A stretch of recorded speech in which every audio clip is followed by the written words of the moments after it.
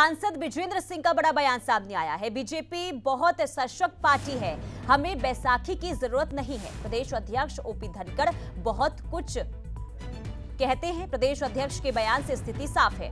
तो विजेंद्र सिंह की तरफ से यह बयान सामने आया है। हर हाल में उचाना की सीट से चुनाव लड़ूंगा, जेजेपी के हिस्से में सीट आने पर भी चुनाव लड़ूंगा, ये विजेंद्र सिंह की तरफ से बयान सामने आया, जिसके बाद से ही कई सवाल एक बार फिर से उठने लगे हैं कि क्या गठबंधन अगले साल जो चुनाव होने जा रहे हैं उसमें साथ चुनाव लड़ेगी या फिर नहीं। क्योंकि एक के बाद एक हरियाणा बीजेपी के जो बड़े नेता हैं वो बयान दे रहे हैं, जिससे साथ में चुनाव लड़ने पर, गठबंधन के साथ में चुनाव लड़ने पर संशय बना हुआ है। और आज देखिए एक बार फिर से सांसद विजेंद्र सिंह ने जो बयान दिया है, उन्होंने कहा है कि हमें बैसाखी की जरूरत नहीं है, चाहे कुछ भी हो जाए, मैं हर हाल में उचाना से चुनाव लड़ूंगा।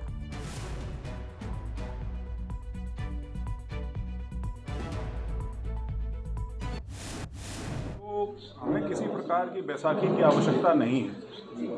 और हमारे पार्टी के प्रदेश अध्यक्ष ने जो बयान दिया है प्रेस कॉन्फ्रेंस में, जिसमें मैं भी मौजूद था, वो अपने आप में बहुत कुछ कहता है। उन्होंने कहा हम 10 की 10 लड़ने की तैयारी कर रहे हैं, वो डिप्टी हटाने की तैयारी कर रहे हैं। उससे आप समझ सकते हैं जो स्थिति है। अगर सपोज करें कि गठबंधन बना रहता है और उचाना सीट जसपा के खाते में आ जाती है, तो क्या चौधरी वीरेंद्र सिंह का परिवार वहां से चुनाव लड़ेगा? 100%।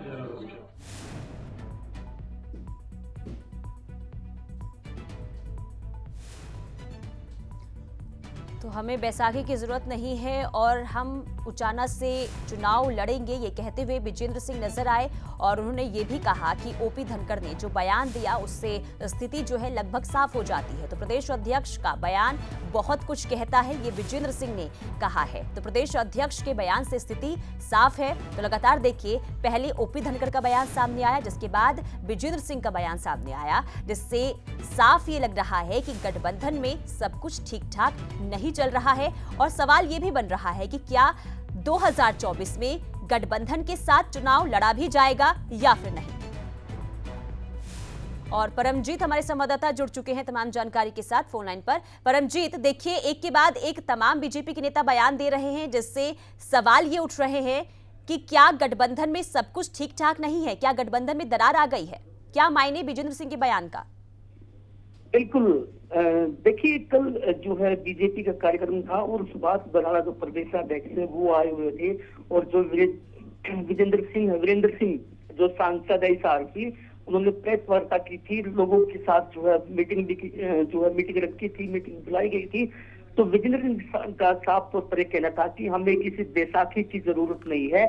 और जो है मैं अब की बार उचाना विधानसभा यानी कि बांगर की जो धरती से चुनाव लड़ूंगा, या बीजेपी टिकट दे या जो है नहीं दे, या फिर जेजेपी के हिस्से में अगर वो टिकट आती है तब भी जो है मैं पीछे नहीं हटूंगा। और मैं अब की बार जो है उचाना की विधानसभा से चुनाव लड़ूंगा। क्योंकि देखिए मैंने आपको पहले भी कहा था कि पिछली बार जब चुनाव हुआ था तो जो है जो वीरेंद्र सिंह की धर्म पत्नी थी प्रेमलता, वो उचाना विधानसभा सीट से चुनाव उन्होंने लड़ा था। और जो दुष्यंत चौटाला है वो उनकी टक्कर में थे। तो दुष्यंत चौटाला ने 48,000 वोटों से जो है उसको हराया था। और उसके बाद जो है डिप्टी सीएम वो जो है हरियाणा के बने, गठबंधन हुआ। और देखिए अब की बार की मैं आपको बात करूं तो स्थिति बिल्कुल क्लियर जो है कर दी है। क्योंकि अगर चाहे बीजेपी की बात करें या जेजेपी की बात करें, लगातार जो है विधायक हैं वो जेजेपी से नाराज कर रहे हैं। रामनिवास खेड़ा वो भी जो है बीजेपी में शामिल पिछले दिनों हुए थे। तो संकेत ये साफ तौर पर देखा जा सकता है कि अब की बार जो चुनाव है, हालांकि जो बीजेपी सरकार है वो कह रही है कि चुनाव जो है गठबंधन में ही लड़ेंगे, लेकिन जिस प्रकार से जो सांसद के बोल हैं वो कहीं ना कहीं कुछ और इशारा कर रहे हैं कि गठबंधन अभी जो है ठीक ठाक नहीं चल रहा। हालांकि अभी तो जो है 1-1.5 साल बाकी है, ये तो आने वाला टाइम ही बताएगा क्या गठबंधन रहता है या फिर टूटता है। तो उनका साफ तौर पर ये कहना था कि मैं चाहे कुछ भी हो जाए, मैं जो है जो उचाना विधानसभा है उससे से ही अब की बार चुनाव लड़ूंगा। जी ठीक है, बने रहिए। परमजीत, वापस आपके पास लौटेंगे तो देखिए विजेंद्र सिंह ने जो बयान दिया है उससे एक बार फिर से हरियाणा में सियासी उबाल वो देखने को मिल रहा है, क्योंकि एक के बाद एक जो तमाम बीजेपी के नेता हैं वो बयान देते हुए नजर आ रहे हैं और साफ तौर पर ये लग रहा है कि क्या गठबंधन में दरार आ गई है या फिर क्या गठबंधन में सब कुछ ठीक ठाक नहीं है, क्योंकि विजेंद्र सिंह ने यह बयान दिया और इससे पहले ओपी धनखड़ ने भी बयान दिया था और चौधरी बीरेंद्र सिंह का भी बयान सामने आया था, जिसके बाद से ही संशय बना हुआ है कि क्या 2024 का जो चुनाव है वो गठबंधन में लड़ा जाएगा या फिर नहीं लड़ा जाएगा। तो जेजेपी के हिस्से में सीट आने पर भी चुनाव उचाना से लड़ूंगा, ये कहा है विजेंद्र सिंह ने। भी तो दोनों दल अपने अपने हिसाब से लगे हुए हैं। हम भी यही कहते हैं कि हम 10 के 10 सीटों पर जीत कर आएंगे और जेजेपी भी यही कहती है कि डिप्टी हटा दो। वो भी अपनी तैयारी पर लगे हैं। जब कोई वक्त आएगा, कोई विषय होगा तो आपसे साझा करेंगे। अभी तो अपने अपनी तैयारी में दोनों दल लगे हैं। आज आप ये कहते हो कि ये जो डिप्टी चीफ मिनिस्टर हैं ये तो हमारा एक भी काम नहीं करते। ये पहले नहीं लगता था क्या आपको?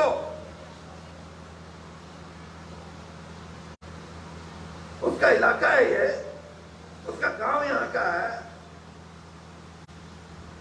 उसका कोई भाईचारा यहाँ है। लेकिन ये कि बीजेपी को हराना है, प्रेमलता को नहीं देखा आपने, बीजेपी को देखा। और दूसरी बात, वह और भी बड़ी बात कि इसमें देवीलाल चिमके हैं। वो जिसा चमक गया वो तो हमने भी देख लिया। अरे कमाल करते हो, क्या समझते कि भाई कोई घना लंबा हो जाए तो तुम्हारे भी कई छोरे 6-6 फुट के, उनमें भी देवीलाल चिमके है। लेकिन मेरे को एक बात समझ नहीं आई कि उसने यहाँ हिम्मत कैसे की आने की। वो बात आप समझते नहीं हो। उसने हिम्मत इसलिए की कि यहाँ के लोगों को समझाया नहीं जा सकता, इनको बहकाया जा सकता है। और बहकाने में वो हमारे जैसा बहकाने में है नहीं कोई तेज, और तारे जैसा पकाई में, आन जैसा तोड़ा पकाई में जितने तमाश को कोई है नहीं। तो इस तरह की राजनीति करो और फिर जो कहो ईव क्या उसने देखा था, क्यों देखोगे? अब वो ये नारा देंगे, उसमें भी फंसोगे तब, मैंने पता है। वो ये नारा देंगे कि छोटा चीफ मिनिस्टर तो पढ़ लिया, बड़े का इनका मौका है, फिर भी तब कहोगे कहाँ बन तो क्या बात। अरे कहीं तो खड़े हो, किसी बात पर तो रुको। और आपको अपने भाई अच्छे नहीं लगते, आपको अपना पड़ोसी अच्छा नहीं लगता, आपको अपना मित्र अच्छा नहीं लगता, आपको बेईमानी की राजनीति पसंद है तो बेईमानों के साथ जुट जाते हो। ईमानदारी की अगर कोई राजनीति करता है तो उसको कहेंगे इसके पल्ले है क्या? तो हमें किसी प्रकार की बैसाखी की आवश्यकता नहीं है। और हमारे पार्टी के प्रदेश अध्यक्ष ने जो बयान दिया है प्रेस कॉन्फ्रेंस में, जिसमें मैं भी मौजूद था, वो अपने आप में बहुत कुछ कहता है।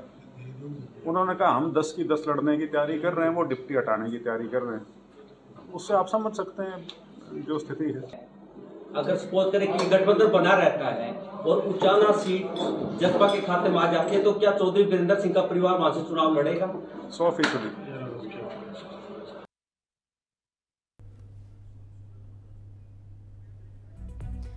और हमारे साथ फोन लाइन पर बीजेपी प्रवक्ता प्रवीण अत्रे जी जुड़ चुके हैं। प्रवीण जी, बहुत स्वागत आपका सूर्य समाचार पर। धन्यवाद सर। एक के बाद एक बीजेपी के जो नेता हैं वो बयान दे रहे हैं, जिससे सवाल यही उठ रहा है कि क्या 2024 में जो विधानसभा चुनाव और लोकसभा चुनाव होने जा रहे हैं, क्या ये गठबंधन में लड़ा जाएगा क्या? देखिए, ये भविष्य के गर्भ में छुपी हुई बात है, क्योंकि अभी चुनाव को बहुत वक्त पड़ा है चुनाव गठबंधन में लड़ा जाएगा या चुनाव अकेले लड़ा जाएगा, इस बात का निर्णय अभी पार्टी हाईकमान को करना है। जब ये निर्णय होगा तो स्वाभाविक है मीडिया को उसकी जानकारी दी जाएगी, लेकिन अभी इस विषय पे कुछ भी कहना मुझे लगता है जल्दबाजी।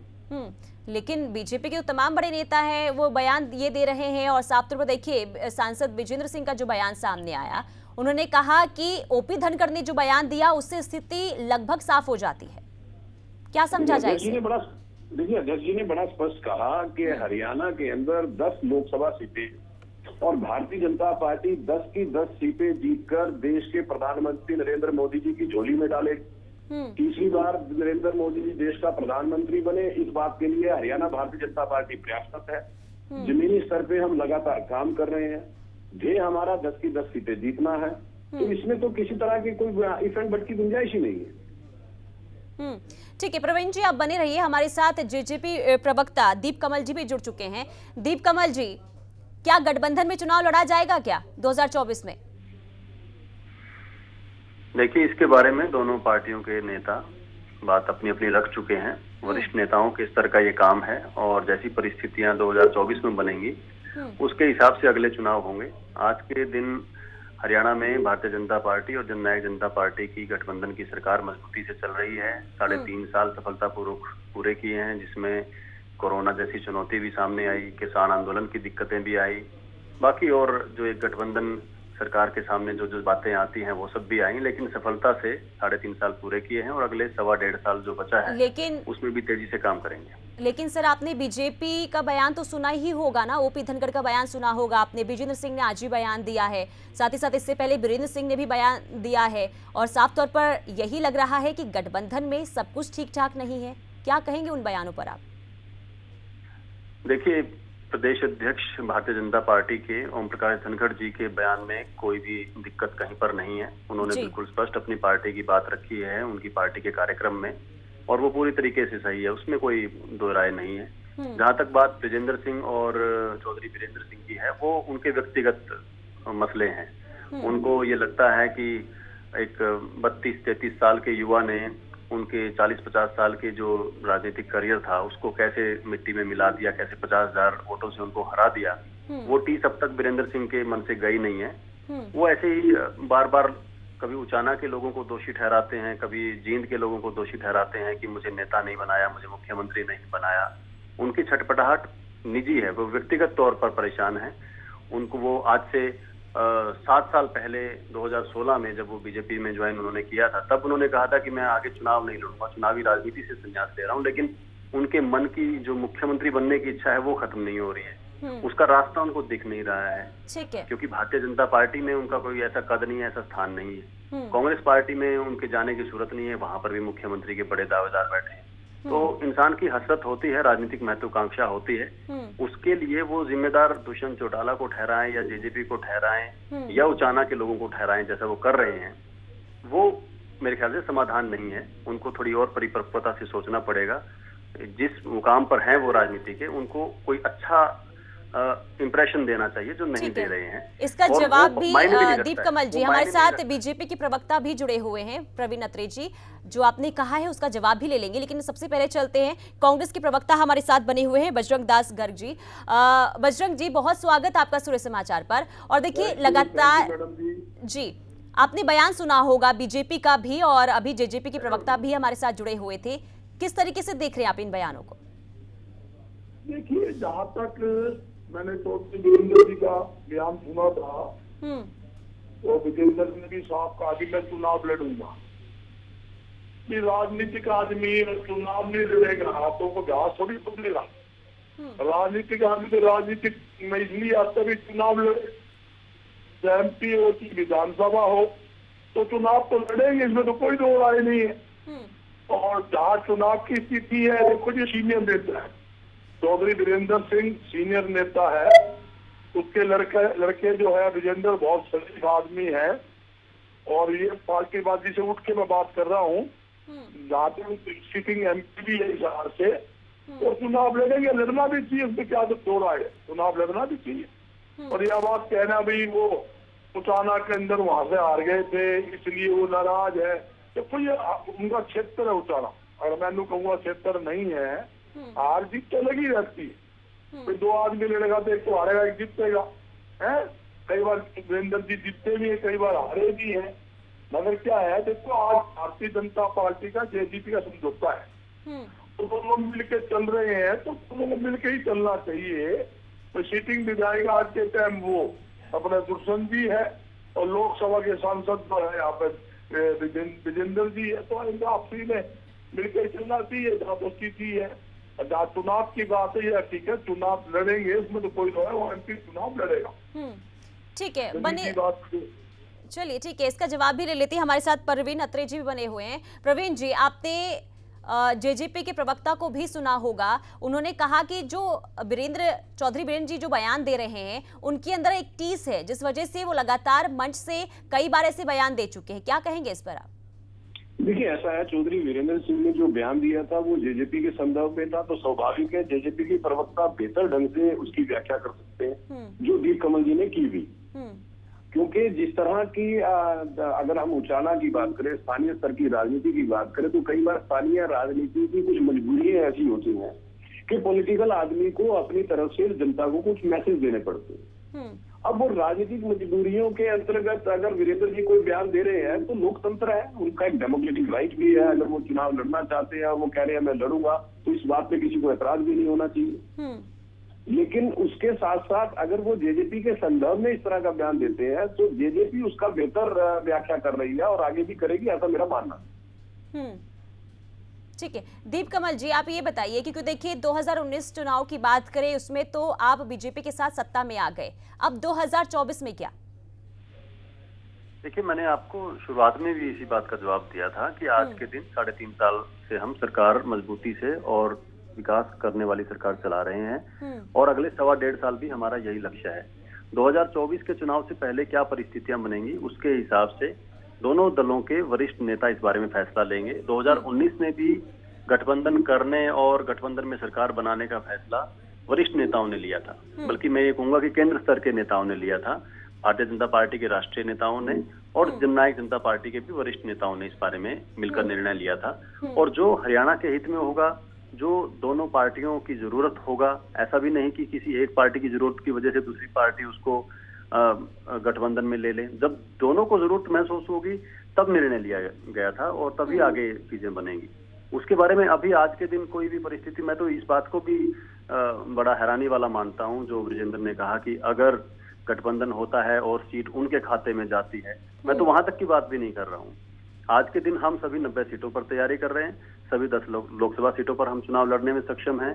जैसा कि कल डिप्टी सीएम दुष्यंत चौटाला जी ने कहा कि हमारी तैयारी तो सभी जो 84 नगर पालिका, नगर परिषद, नगर निगम है वहां पर और सभी जो हरियाणा के लगभग 6200 ग्राम पंचायतें हैं वहां सभी पर होनी चाहिए, हर पार्टी की होनी चाहिए। तभी पार्टी मजबूत होगी, तभी आगे बढ़ेगी, तभी सभी जगह पर कार्यकर्ता जुड़े रहेंगे। अगर हम अपने आप को सीमित कर लेंगे किसी कुछ इलाकों तक, जैसे अब दुष्यंत चौटाला जी पूरे प्रदेश की राजनीति करते हैं, पूरे प्रदेश का चुनाव लड़ रहे थे, सभी 90 सीटों पर वो खुद अपनी पार्टी का चुनाव लड़ रहे थे, सभी के स्टार प्रचारक थे।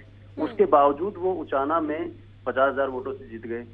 चौधरी वीरेंद्र सिंह, ब्रिजेंद्र सिंह, प्रेमलता जी सारे के सारे मिलकर सिर्फ एक उचाना का चुनाव लड़ रहे थे 2019 में, सिर्फ एक सीट का, और वो पूरा परिवार 50,000 वोटों से हार गया वहां से।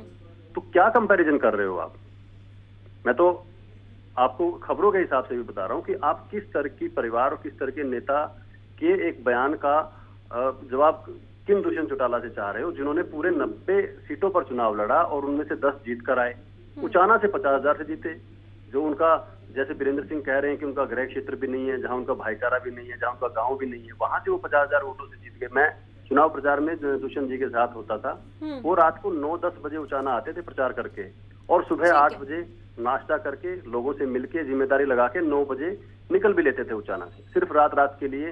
रात को 10-11 बजे आके 12-1 बजे तक प्रचार किया, रात को लोगों से मिले और सुबह 7 बजे उठ के 6 बजे उठ के 8-9 बजे तक, और उसके बाद फिर पूरे हरियाणा में घूम रहे हैं। ठीक है, चलिए सर, बहुत शुक्रिया आपका सूर्य समाचार से जुड़ने के लिए। प्रवीण जी, आपका भी बहुत शुक्रिया जुड़ने के लिए और अपनी बात रखने के लिए। हमारे साथ कांग्रेस के प्रवक्ता बजरंग दास गर्ग जी भी जुड़े हुए हैं। बजरंग जी, ये बताइए 2024 के लिए कांग्रेस की क्या रणनीति है, और आपने अभी बीजेपी और जेजेपी के प्रवक्ता को भी सुना होगा, उस पर आपकी क्या प्रतिक्रिया?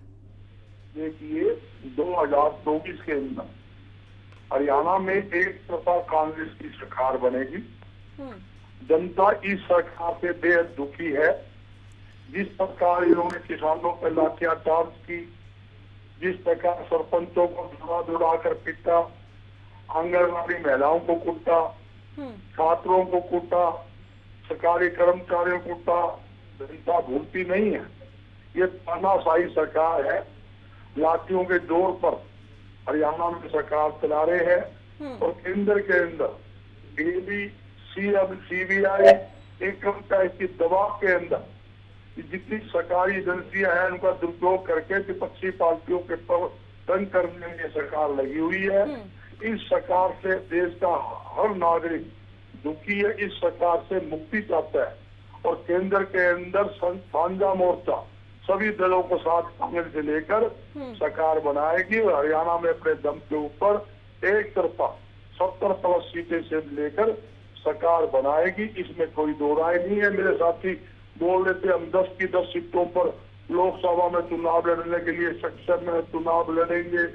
जब यहाँ विधानसभा की बात थी, मैं एक बात बताना चाहता हूँ मेरे साथी को, विधानसभा के अंदर जो कैंडिडेट जीत का है उधार के मांगे हुए कैंडिडेट है। श्री मंगला हो, ठीक है, कि नरवाना का विधायक हो, कि राम कुमार गौतम हो, कि नरवाना का हो, सबके आंकड़े दे सकता हूँ कि सब मांगे हुए उधारे कैंडिडेट है इनके। और इनके 7 विधायक खुलेआम खिलाफ बोलते हैं। ये क्या कहते हैं, बोला एक ही खोप पर 7 महकमे भी मिला और सारे महकमों में भ्रष्टाचार खुला बोल रहा है। चाहे रजिस्ट्री घोटाला हो, चाहे शराब घोटाला हो, चाहे खनन घोटाला हो, आप घोटाले पर घोटाला इस सरकार के अंदर हो रहे हैं, आपके सामने है। चलिए ठीक है बजरंग दास जी, बहुत शुक्रिया अपनी बात रखने के लिए और जुड़ने के लिए।